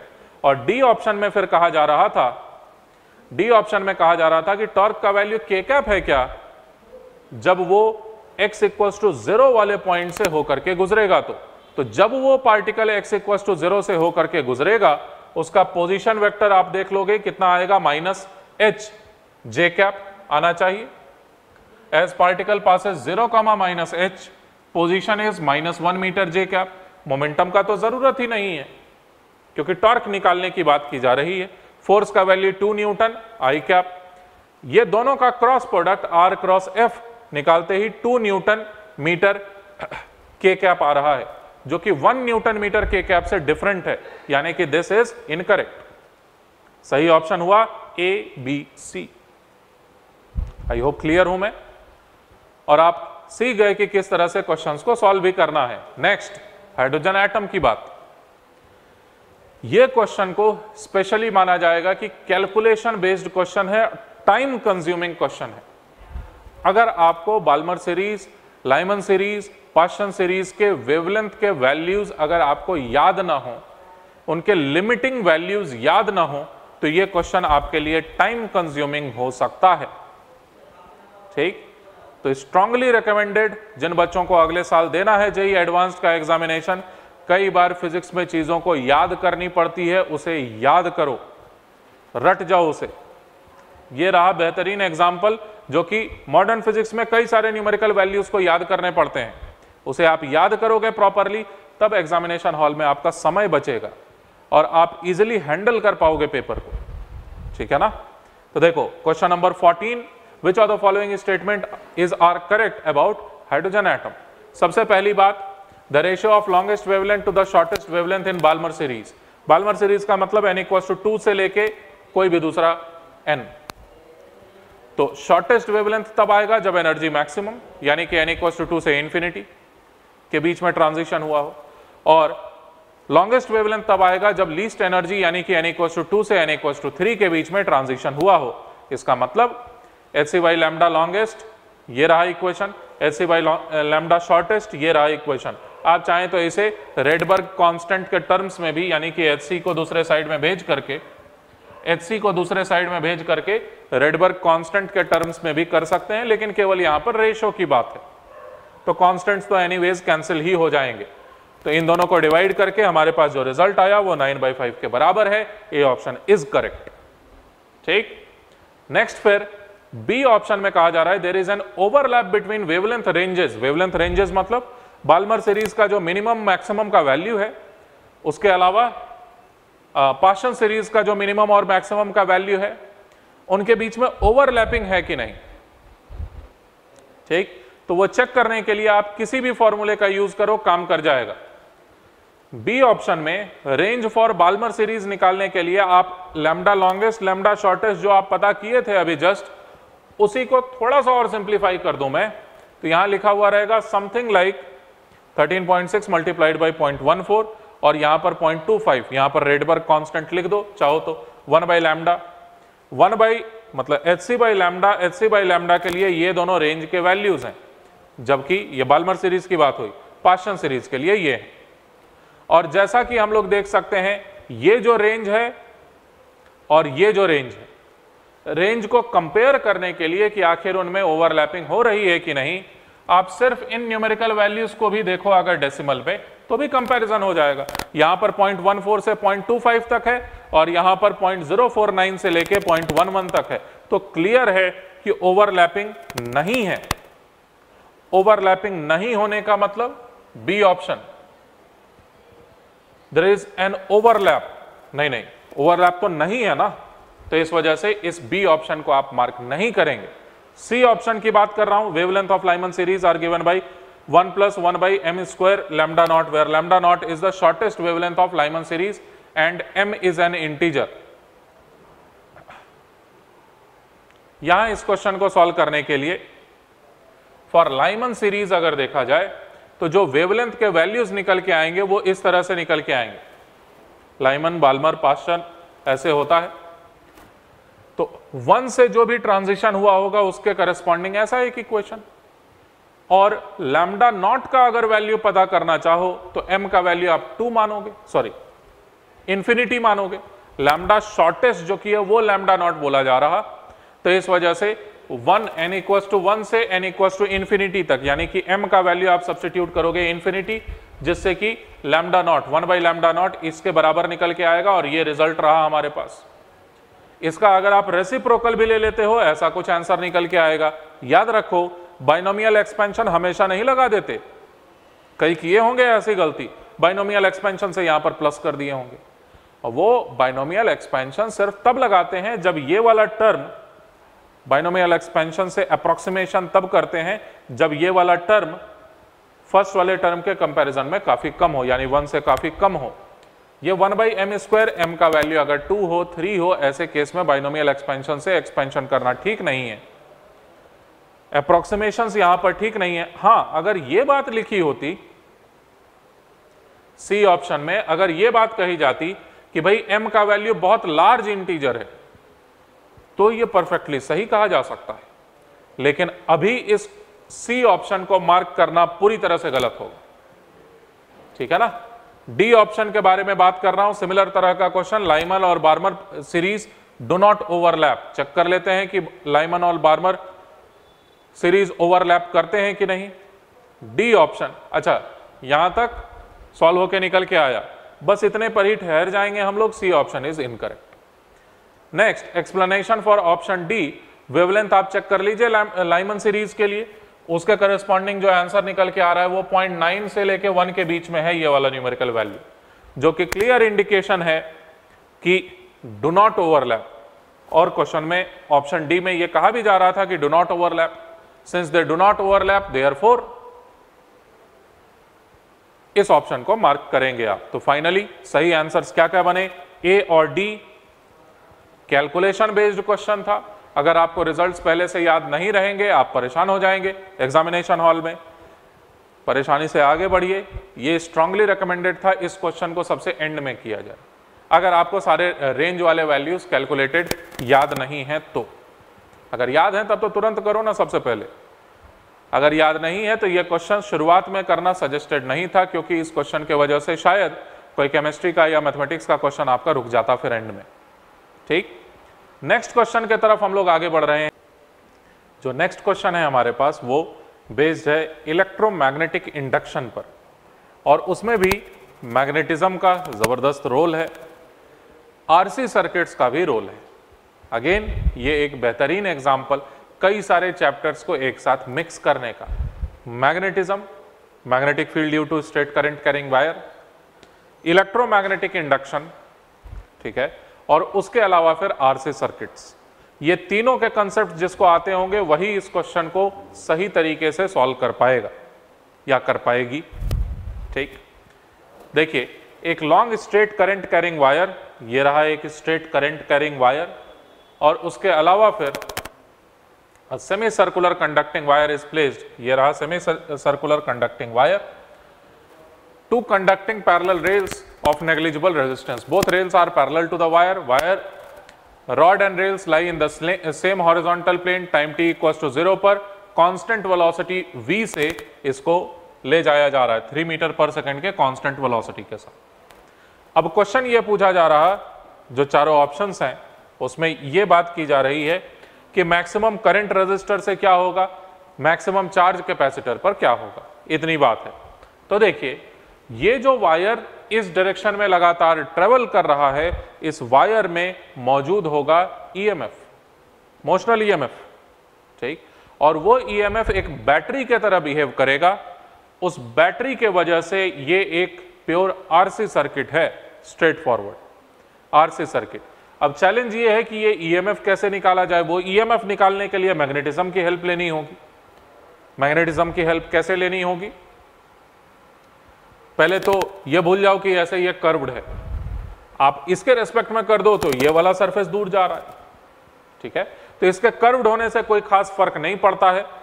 हम लोग क्या करेंगे चालाकी, सिर्फ dt टाइम में कितना फ्लक्स इंक्रीज करेगा ये चेक कर लेंगे। सिर्फ dt टाइम में कितना फ्लक्स इंक्रीज करेगा ये चेक कर लेंगे। सुनाई दिया मैं क्या बोला? तो dt टाइम में इसका शेप तो यही है, मान लो ना तुम कि इस साइड से ये थोड़ा सा नीचे आ गया, कोई फर्क नहीं पड़ता उससे, ये ऊपर जाएगा, उसमें एरिया को कैलकुलेट करने जाऊं इसका इर्रेगुलर शेप भी रहेगा, कोई फर्क नहीं पड़ता इस बात से। इस साइड में मान लो कि ये नीचे आया है dx लेंथ या v इंटू dt लेंथ, ये v इंटू dt नीचे आएगा तो एक्स्ट्रा कितना फ्लक्स हो जाएगा इस लूप से एसोसिएटेड, v इंटू dt नीचे, और उसके बाद ऐसे करके एक स्ट्रिप जैसा बनेगा v इंटू dt के थिकनेस वाला ये लंबा स्ट्रिप, लेकिन उसमें मैग्नेटिक फील्ड लगातार वेरी कर रहा है, तो इंटीग्रेशन तो करना पड़ेगा फ्लक्स निकालने के लिए। ध्यान से सुनो, मैं सिर्फ d फाई निकालने के लिए considering small time dt increase in flux calculate करने के लिए, सिर्फ dt टाइम में फ्लक्स को कैलकुलेट करने के लिए मैं ये मान रहा हूं कि ये थोड़ा सा नीचे आ गया, उससे कोई फर्क नहीं पड़ेगा आंसर को। तो ये थोड़ा सा अगर नीचे आया, आप क्या करोगे, x के बाद छोटा सा dx लोगे, उतना मैं डिटेल में नहीं सॉल्व किया हूं, ऐसे क्वेश्चंस आप किए हुए होंगे, अगर नहीं किए हुए होंगे तो मेरे सॉल्व कर देने से भी आप नहीं सीख जाएंगे, उसका डिटेल में डिस्कशन करने का जरूरत होगा। फिलहाल तो मैं ये कह रहा हूं कि x के बाद छोटा सा लेंथ dx मानो और उस dx से रिलेटेड फ्लक्स चेक करो, फ्लक्स को इंटीग्रेट करो स्टार्टिंग फ्रॉम 1 to 4, तो आपको फ्लक्स मिलेगा। याद रखो ये सारा काम हम लोग सिर्फ dt टाइम इंटरवल के लिए कर रहे हैं, तो dt टाइम इंटरवल में इंक्रीज करने वाला फ्लक्स d फाई ये इतने पूरे इंटीग्रेशन के बराबर होगा। ठीक है, ये पूरा इंटीग्रेशन क्या लिखा हुआ, dx into v d t, that is area of that small portion multiplied by associated magnetic field. इसका इंटीग्रेशन किया जा रहा है x के टर्म्स में, अगर तो x का वैल्यू 1 सेंटीमीटर से लेकर के 4 सेंटीमीटर तक वेरी करेगा, d फाई का वैल्यू इतना निकल के आएगा, लोगरिथम में जाएगा क्योंकि 1/x है यहाँ पर, म्यू नॉट का वैल्यू वगैरह सब्स्टिट्यूट कर दीजिएगा, what you will get is d phi will be equal to 4.6 into 10⁻⁷ into v d t. अगर चालाक हो तो ऐसे ही करोगे, और dt को LHS में ले लो तो ये बन गया d फाई बाई dt, इसीलिए हम लोगों ने dt टाइम इंटरवल के लिए सॉल्व किया। ऐसे क्वेश्चंस आप पहले से नहीं किए हुए होंगे, आप प्रॉब्लम में फंस जाएंगे। ठीक है, तो d फाई बाई, भाई मैं तो कराया हूं ऐसे क्वेश्चंस को, d फाई बाई dt को LHS में ले लिया जाए तो पूरा का पूरा ये टर्म ही तो EMF बन जाएगा, v का वैल्यू सब्स्टिट्यूट करो 3 मीटर पर second, d phi by dt ये रहा बच्चों EMF। और अब RC सर्किट के concepts, E by R is the maximum current, E into C is the maximum charge. अगर RC सर्किट के ये दोनों इंपॉर्टेंट रिजल्ट्स आपको याद नहीं है तो डिराइव थोड़ी ना कर पाओगे। यहां पर maximum current through R E divided by R 1.2 into 10⁻⁶ ampere, और मैक्सिमम चार्ज ऑन कैपेसिटर निकल के आएगा ये वाला। तो ए और सी जो ऑप्शन में दिए हुए थे वो सही आंसर्स हैं। फिलहाल हम लोग आगे की ओर बढ़ रहे हैं। ये क्वेश्चन बस यही फ्लूइड मैकेनिक्स बचा हुआ लग रहा था, सारे चैप्टर्स को उन्होंने तो कवर किया ही है, एक एक क्वेश्चन से वो कई सारे चैप्टर्स को कवर कर रहे हैं एक्चुअली। तो फ्लूइड मैकेनिक्स का क्वेश्चन अभी तक ऑसिलेशन वेव्स को टच नहीं किया गया, वो है सेकंड पेपर में। खैर, तो cylindrical tube with its base, ये एक सिलेंड्रिकल ट्यूब है जिसका कि बेस इस तरह से इंक्लाइंड सरफेस पर रखा हुआ। ठीक है, it is moving down with an acceleration a, इस डायरेक्शन में डाउन द इंक्लाइन प्लेन, इसके लिए एक्सेलरेशन माना गया a के बराबर। ऐसी हालत में फिर कहा यह जा रहा है कि ये पॉइंट मान लीजिए पॉइंट 1, ये पॉइंट मान लीजिए पॉइंट 2, ये पॉइंट्स 1 और 2 रेस्पेक्टिवली। फिर बीटा का मतलब इस तरह से एक वेरिएबल्स को कंबाइन करके नाम दे दिया उन्होंने, बीटा है ये। फिर रो है density, d is the inner diameter, अंदर वाला डायमीटर दिया हुआ है d के बराबर, and g is the acceleration due to gravity. अब बीटा में ना लिखा हुआ है P1 माइनस P2, यानी कि आपको फर्स्ट पॉइंट और सेकंड पॉइंट पर प्रेशर कैलकुलेट करने की बात कही जा रही है। हाँ, मैं जब पहली बार इस क्वेश्चन को पढ़ा था मुझे यही लगा था कि वो ये सरफेस के बारे में बात करेंगे, लेकिन नहीं, वो सरफेस के बारे में नहीं, यहाँ पर प्रेशर्स क्या रहेंगे 1 और 2 पॉइंट्स पर, इसके बारे में डिस्कशन कर रहे हैं। इस तरह के किसी भी क्वेश्चन को सॉल्व करने के लिए क्या एकदम बेस्ट पॉसिबल अप्रोच हो सकता है, वो ये है कि आप इंक्लाइंड सरफेस के अलोंग, यानी कि 1 से लेके 2 तक के लिए एक इंक्लाइंड सरफेस के अलोंग ऐसे एक ट्यूब मान लीजिए वाटर का, और उस ट्यूब का फ्री बॉडी डायग्राम बस बना दीजिए। फ्री बॉडी डायग्राम बनाते ही गारंटी है सारे आंसर्स आएंगे। फ्री बॉडी डायग्राम के पावर को आप अभी जानते नहीं हैं शायद, अगर नहीं कर पाए इस क्वेश्चन को तो एक डाउन द इंक्लाइन प्लेन इस तरह से एक ट्यूब आप ड्रॉ करिए, ड्रॉ करते ही आंसर्स आने लगेंगे सारे के सारे। तो यही काम मैं करने जा रहा हूं। Free body diagram of thin water column, ऐसा कुछ देखने में लग रहा है कि अच्छा खासा चौड़ा है, लेकिन है नहीं, ये काफी पतला है और इसकी लंबाई है L मान के चल रहा हूं। हाँ, L को स्मॉल d से कनेक्ट किया जा सकता है। L का वैल्यू d√2 है। d ये वाला लेंथ था ना, यहां से यहां, तो ये इंक्लाइंड लेंथ रहेगा d मल्टीप्लाइड बाई √2। उसके अलावा ये देखो, इस इंक्लाइंड ट्यूब पर, लॉन्ग ट्यूब पर लगने वाला mg का फोर्स यहां पर लिखा हूं, और इस साइड से लगने वाला प्रेशर इंटू एरिया वाला फोर्स, इस साइड से लगने वाला प्रेशर इंटू एरिया वाला फोर्स। इन सारी चीजों के अलावा इसके पास एक एक्सेलरेशन भी इस डायरेक्शन में है। मैं चाहूं तो सूडो फोर्स दिखा सकता था, लेकिन मैं ग्राउंड के रिस्पेक्ट में कर रहा हूं, सूडो फोर्स का नामो निशान नहीं है। अब writing Newton second law along the incline, concepts बहुत बेसिक ही होते हैं, क्वेश्चंस को प्रैक्टिस और फाउंडेशन मजबूत होने की बात होती है हमेशा। Writing Newton second law along the incline, हम लोग न्यूटन सेकंड लॉ केवल लिखेंगे, इधर से एक फोर्स लग रहा है, इधर से एक फोर्स लग रहा है, और mg का एक कंपोनेंट है। ठीक है, एक फोर्स ये, mg का एक component must be equal to mass into acceleration, जिससे हमारे पास सिंप्लीफाई करने पर ये एक रिजल्ट आया, और थोड़ा और सिंप्लीफाई किए जाने पर ये एक रिजल्ट आया, और इसको अगर आप LHS में भेज दोगे, यही तो बीटा है, तो बीटा का वैल्यू 1 माइनस इतना √2 times a divided by g। a के डिफरेंट वैल्यूज के लिए बीटा के क्या आंसर्स आएंगे, एक बार में आप एक झटके में कैलकुलेट कर सकते हो। अगर आपने बीटा इक्वल्स टू पता कर लिया 1 minus square root of 2 times a by G है, तो उसके बाद आप a के डिफरेंट वैल्यूज के लिए सब्सटीट्यूशंस करें, तुरंत आंसर्स मिलते चले जाएंगे। इस क्वेश्चन का सही आंसर है A और C। जो सेक्शन 4 के क्वेश्चंस पूछे गए उसमें कोई ना कोई एक पॉजिटिव इंटीजर सही आंसर था, ऐसा कहा गया। नो नेगेटिव मार्किंग, 3 क्वेश्चन सिर्फ, और इसमें से एक क्वेश्चन तो काफी ज्यादा आसान था। बाकी दोनों क्वेश्चंस के बारे में भी डिस्कशन करेंगे, लेकिन मैं फिर से कहता हूं कि यहां पर खड़े खड़े वीडियोस बनाते समय आराम से रिलैक्स होकर क्वेश्चंस को सॉल्व करना अलग बात होती है। एग्जामिनेशन हॉल में लगातार तेजी से फुल स्पीड में पूरे प्रेशर के साथ क्वेश्चंस को करना, वो पूरी तरह से अलग कहानी। मेरा यह कहना या किसी का भी यह कहना कि यह क्वेश्चन आसान है या डिफिकल्ट है, वो केवल एक हास्यास्पद बात है। ठीक है, चलो तो क्वेश्चन नंबर 17 के बारे में मैं बात कर रहा हूं। क्वेश्चन नंबर 17 में कहा गया एक अल्फा पार्टिकल है, एक सल्फर आयन है, जिसके लिए मास 32 AMU और मास अल्फा पार्टिकल के लिए 4 AMU। कहने का मतलब 4m अगर इसका मास होगा तो उसके लिए 32m का मास होना चाहिए।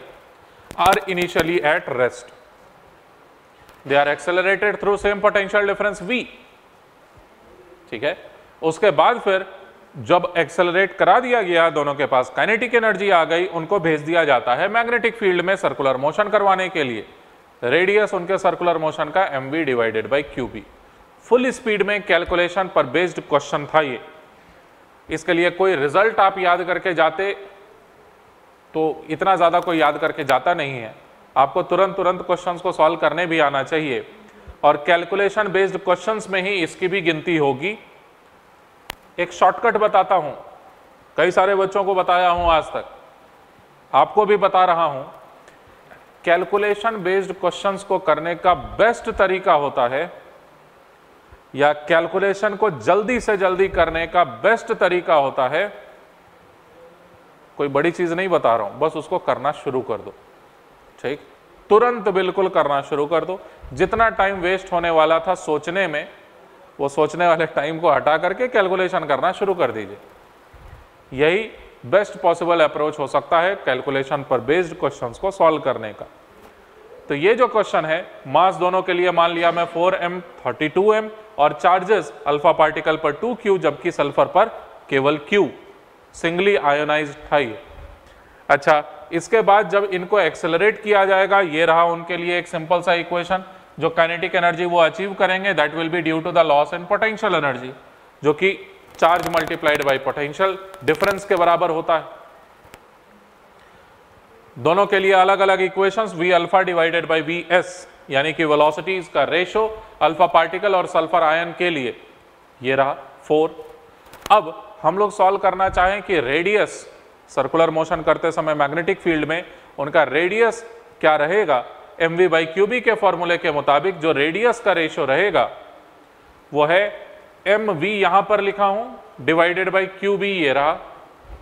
जबकि दूसरे यानी अल्फा पार्टिकल के लिए m इंटू वी यहां लिखा हूं और क्यूबी यहां लिखा हूं। क्यों 2 यहां पर क्यों है, तो ट्वाइस चार्ज होता है ना, अल्फा पार्टिकल पर 2 टाइम्स इलेक्ट्रॉनिक चार्ज होता है, तो क्यूब में बोल दिया इलेक्ट्रॉनिक चार्ज को। इसे सिंप्लीफाई करने पर आंसर बनता है 4। बच्चों 4 is the correct answer. Again next question, rotational mechanics. Rotational mechanics पर हर साल वो बहुत ज्यादा ध्यान देते हैं और ऐसे बच्चों को बहुत ज्यादा प्राइज दिया जाता है। कैसे प्राइज, रैंक में टॉप पर भेज के ऐसे बच्चों को प्राइज मिलता है जिनका जबरदस्त कमांड हो रोटेशनल मैकेनिक्स पर। खैर, a thin rod of mass m length a is free to rotate in horizontal plane। एक ये ऐसे करके रॉड है, free to rotate in horizontal plane, बहुत बढ़िया। इसके ऊपर में एक डिस्क लगा दिया, ऐसे डिस्क यहीं पर ऐसे करके गोल गोल घूम सकता है। इस रोटेट करने लायक जो डिस्क को यहां पर अटैच किया गया है, इसको रोटेट भी कराया जा रहा है और साथ ही साथ इस रॉड को, जहां पर ये हिंज्ड है सेंट्रली, डिस्क का सेंटर जोड़ के रखा गया रॉड के साथ। कहां पर से, रॉड के दूसरे एंड से a/4 के डिस्टेंस पर से, और ये रॉड भी घूम रहा है और ये डिस्क भी गोल गोल घूम रहा है। सवाल में ये पूछा जा रहा है कि इस पूरे सिस्टम का, जो कि रिजिड बॉडी नहीं माना जा सकता, सिंगल रिजिड बॉडी नहीं माना जा सकता इतने पूरे सिस्टम को, डिस्क अलग रिजिड बॉडी है, ये रॉड अलग रिजिड बॉडी है, ये पूरे सिस्टम का एंगुलर मोमेंटम क्या होगा इस एक्सिस के अबाउट। वो जेई एडवांस्ड वाले एंगुलर मोमेंटम पर बेस्ड जितनी बार वो क्वेश्चन पूछे हैं उतनी बार किसी दूसरे टॉपिक पर नहीं पूछे हैं। जो टॉप मोस्ट उनकी प्रायोरिटी है वो है एंगुलर मोमेंटम को स्टूडेंट्स अच्छे से समझते हैं कि नहीं।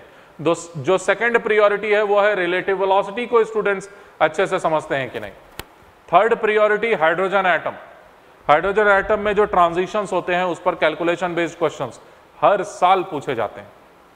ठीक है, तो अगर आपकी प्रिपरेशन जबरदस्त है और आप टारगेट कर रहे हैं जेई एडवांस्ड को, तो इन सारे की पॉइंट्स को बहुत अच्छे से याद रखना एंड तक। ठीक है, खैर ये जो रॉड है और ये जो डिस्क है, इसका टोटल एंगुलर मोमेंटम ये है अगर, तो n का वैल्यू कितना है ये क्वेश्चन। डिनोमिनेटर में 48 लिख रखा है उन्होंने। एंगुलर वेलोसिटी रॉड की ओमेगा, कैपिटल ओमेगा इसी तरह से लिखा जाता है, और फिर ये डिस्क की भी यहां पर गोल गोल घूमने की एंगुलर वेलोसिटी 4 ओमेगा। अब कैसे सॉल्व करें टोटल एंगुलर मोमेंटम, जो इसके पीछे का फिजिक्स है वो मैं पहले बता रहा हूं आपको। फिजिक्स यहां पर ये है, रॉड कर रहा है प्योर रोटेशन सिर्फ इस एक्सिस के अबाउट, इस एक्सिस के अबाउट रॉड कर रहा है pure rotation, I into omega formula answer rod के लिए। लेकिन ये डिस्क कर रहा है सेंटर के अबाउट प्योर रोटेशन, और खुद सेंटर कर रहा है circular motion about point O। Centre नाम का एक पॉइंट है, पॉइंट रोटेशन नहीं करता, पॉइंट करता है सर्कुलर मोशन, रिजिड बॉडी करता है रोटेशन। तो ये जो डिस्क है, ये डिस्क अपने जगह पर गोल गोल घूम रहा, और इसका जो सेंटर है वो खुद इस लाइन के अबाउट सर्कुलर मोशन कर रहा है एंगुलर मोमेंटम कैलकुलेट करने की बात। रॉड तो प्योर रोटेशन में, रॉड के लिए angular momentum I into omega, लेकिन इसके लिए RCM cross MVCM plus ICM into omega. Symbols का यूजुअल मीनिंग कैसे सॉल्व करेंगे तुरंत दिखा रहा हूं। सिर्फ रॉड के बारे में अगर बात की जाए, O पॉइंट के about moment of inertia multiplied by angular velocity of the rod about point O। अच्छा देखो अबाउट लिखा हूं, विथ रिस्पेक्ट तो नहीं लिखा हूं। खैर, angular momentum of the rod हमारे पास निकल के आता है ma² / 3 मल्टीप्लाइड बाई ओमेगा। ये रहा एंगुलर मोमेंटम, इतना लिख के सेव कर लिया हम लोग। फिर अब डिस्क के बारे में बात कर रहे हैं। Disc was performing rotation as well as translation, because of विच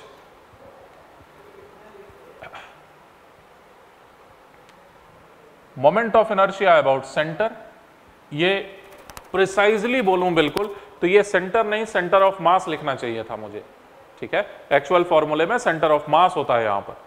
तो अबाउट सेंटर, डिस्क है तो क्या ही सेंटर क्या ही सेंटर ऑफ मास, दोनों सेम जगह पर, multiplied by omega about centre, plus भूलेंगे नहीं इसे R of centre, again centre of mass ही है ये, पोजीशन वेक्टर ऑफ सेंटर का cross product momentum of the disc के साथ। ये होता है कंप्लीट रिजल्ट किसी भी ऑब्जेक्ट जो कि रोटेशन और ट्रांसलेशन दोनों कर रहा है उसके एंगुलर मोमेंटम लिखने के लिए। Angular momentum of the disc जो फाइनली निकल के आएगा वो है हमारे पास, देखिए ये मैं लिखा हूं सिर्फ रोटेशन के आधार पर एंगुलर मोमेंटम सेंटर के अबाउट। तो हाफ डिस्क है ना, ये हाफ mr², रेडियस दिया हुआ था a/4 का, तो मल्टीप्लाइड बाई 4 टाइम्स ओमेगा, ये एंगुलर वेलोसिटी है, रेजिस्टेंस मत समझ जाना इसे। ओमेगा यहां पर कैपिटल ओमेगा एंगुलर वेलोसिटी है, sorry 4 times capital omega angular velocity है। तो ये कंप्लीट चीज रहा angular momentum about centre plus 3a/4 multiplied by m multiplied by omega into, मतलब ये क्या क्या लिखा, r पोजीशन वेक्टर किसका, डिस्क के सेंटर का position vector r cross mv। तो m मल्टीप्लाइड बाई v के जगह वेलोसिटी के जगह क्या लिखेंगे, ओमेगा इंटू r क्या है, रेडियस, मतलब जिस रेडियस में उसका सेंटर घूम रहा है। तो ये रहा रिजल्ट हमारे पास, इन सबको आपस में कंबाइन किया, हमारे पास 11/16 ma² ओमेगा निकल के आया। याद है रॉड के लिए पहले से निकाल रखे थे, रॉड वाला एंगुलर मोमेंटम और ये डिस्क वाला एंगुलर मोमेंटम आपस में कंबाइन किया, हमारे पास आंसर आया 49/48 ma² कैपिटल ओमेगा। न्यूमरेटर में इसी को n बना दिया गया, करेक्ट आंसर बना हमारे पास 49। आई होप आपने इस क्वेश्चन को सॉल्व कर लिया सही। और बच्चों यकीन करो मेरा, अगर आप इस क्वेश्चन को सही सॉल्व कर लिए हैं, ये 49 अगर आपने कैलकुलेट कर लिया है, सच में बहुत ज्यादा अच्छी बात है, और आपका फिजिक्स सच में स्ट्रांग था, ठीक है। और अगर कोई एग्जामिनेशन में एक्सीडेंट नहीं हुआ, अगर एग्जामिनेशन में कोई एक्सीडेंट नहीं हुआ, मतलब 3-4 क्वेश्चंस अगर इत्तेफाक से छूट ना गए हों, तो आपका अच्छा रैंक आएगा अगर ये क्वेश्चन को सही किए हुए हो तो। इसका सीधा मीनिंग है कि आपका प्रिपरेशन जबरदस्त था। खैर, नेक्स्ट क्वेश्चन की तरफ हम लोग आगे बढ़ रहे हैं, जो कि देखने में तो लगता है न्यूटन्स लॉ ऑफ कूलिंग, लेकिन है नहीं Newton's law of cooling. Question में कहा जा रहा, एक छोटा सा ऑब्जेक्ट किसी hollow sphere, large hollow sphere के अंदर में रखा गया है, इवैक्यूएटेड मतलब वैक्यूम है अंदर में। Assume that container is maintained eight 0 kelvin, ये वाला कंटेनर जो कि है ये 0 केल्विन पर मेंटेन्ड है। अच्छा, at time t = 0 the temperature of the object is, यानी अंदर में जो ऑब्जेक्ट रखा हुआ उसका टेम्परेचर 200 केल्विन के बराबर है शुरुआत में, t = 0 टाइम पर। फिर बात कही जा रही, temperature of object becomes 100 kelvin at t1, 50 kelvin at t2। क्यों इसका टेम्परेचर कम होगा भाई? क्योंकि सराउंडिंग मीडियम को ये अपने हीट को रिलीज कर रहा होगा। किस इक्वेशन के तहत, किस लॉ के तहत? Stephen's law. स्टीफेंस लॉ का अप्रोक्सीमेशन ही है केवल न्यूटन्स लॉ ऑफ कूलिंग। जब टेम्परेचर का चेंज बहुत कम होता है, स्टीफेंस लॉ ही फॉर्म ले लेता है। थोड़ा सा डिस्कशन का जरूरत है इस पर, लेकिन ठीक है, स्टीफेंस लॉ ही फॉर्म ले लेता है न्यूटन्स लॉ ऑफ कूलिंग का, कन्वेक्शन को इंक्लूड करते हुए, जब टेम्परेचर चेंज कम हो। लेकिन यहां पर इसका टेम्परेचर 200 से 100 हुआ, 100 से 50 हुआ, ये स्मॉल टेम्परेचर चेंज नहीं माना जा सकता किसी भी तरीके से। बच्चों, न्यूटन्स लॉ ऑफ कूलिंग यहां पर एप्लीकेबल नहीं है। You must follow the correct process of integration to get the correct answer. ठीक, अब ये अपना हीट लूज कर रहा होगा स्टीफेंस लॉ के इक्वेशन के मुताबिक, जो कि ये है। मैं यही बात यहां पर लिख दिया हूं। Power radiated is this one, Newton's law of cooling नहीं लगा सकते। मोस्ट प्रोबेबली कई सारे बच्चे ये अप्लाई किए होंगे, जो कि गलत आंसर्स देगा। पावर रेडिएटेड का ये फॉर्मूला, यहां पर अगर मान लिया जाए जो ऑब्जेक्ट है उसका specific heat S, cross sectional area नहीं, outer surface area of the object capital A है, अगर क्रॉस सेक्शनल एरिया से कोई मतलब नहीं होता, अगर आउटर सरफेस एरिया है अगर कैपिटल ए और एम है अगर मास, तो ये हीट को लूज करने के वजह से, इस हीट को लूज करने के वजह से उस ऑब्जेक्ट का टेम्परेचर घटेगा। टेम्परेचर का घटना ms डेल्टा टी से पता चलेगा। तो देखो जो पावर ये रेडिएट कर रहा है उसको मैं लिखा dh/dt, और इस dh मात्र को सिर्फ लिखा जा सकता है ms into D capital T, यानी decrease in temperature, sorry minus sign के साथ, क्योंकि टेम्परेचर कम हुआ है। माइनस msdt से सब्स्टिट्यूट कर दिया मैं dh को, और dt डिनोमिनेटर में लिखा हुआ sigma a into t to the power 4। इसके अलावा dt whole divided by t to the power 4, इसको LHS में ले लिया गया, और उसके बाद सारी चीजों को RHS में भेजते ही ये हमारे पास इंटीग्रेशन करने से T1 का वैल्यू मिलेगा। इंटीग्रेशन कहां से कहां, 200 केल्विन से लेके 100 केल्विन तक के लिए, और साथ ही साथ अगर यही इंटीग्रेशन 200 से 50 के लिए किया जाएगा तो आपको T1 के जगह T2 मिल जाएगा, कुछ इस तरह से। ये इंटीग्रेशंस को परफॉर्म करने के बाद, सही तरीके से लिमिट्स को सब्स्टिट्यूट करने के बाद, प्रॉपरली रेशो लेने पर T1 और T2 का, आपको T1/T2 मिलेगा 1/9, और क्वेश्चन में पूछा गया है T2/T1, यानी सही आंसर हुआ इस लास्ट क्वेश्चन का, क्वेश्चन नंबर करेक्ट आंसर निकल के आया integer 9। 9 is the correct option, correct answer for this particular question. तो बच्चों आई होप सो मेरे इस डिस्कशन से आपको जितना फायदा होना चाहिए था उससे कहीं ज़्यादा फायदा हुआ होगा। अगर आप नोटबुक पेन लेकर के सारी बातों को नोट डाउन कर रहे होंगे, आप फ्यूचर में इन कॉन्सेप्ट्स का यूज़ भी कर सकेंगे। ठीक, अगर आपको किसी एक दो क्वेश्चन में कोई इश्यूज हो, कुछ अगर ना समझ में आ रहा हो, आप डायरेक्टली मुझसे फ्रीली बिल्कुल पूछ सकते हैं। मैं प्रेफर करूंगा कि आप व्हाट्सएप पर मुझसे पूछें।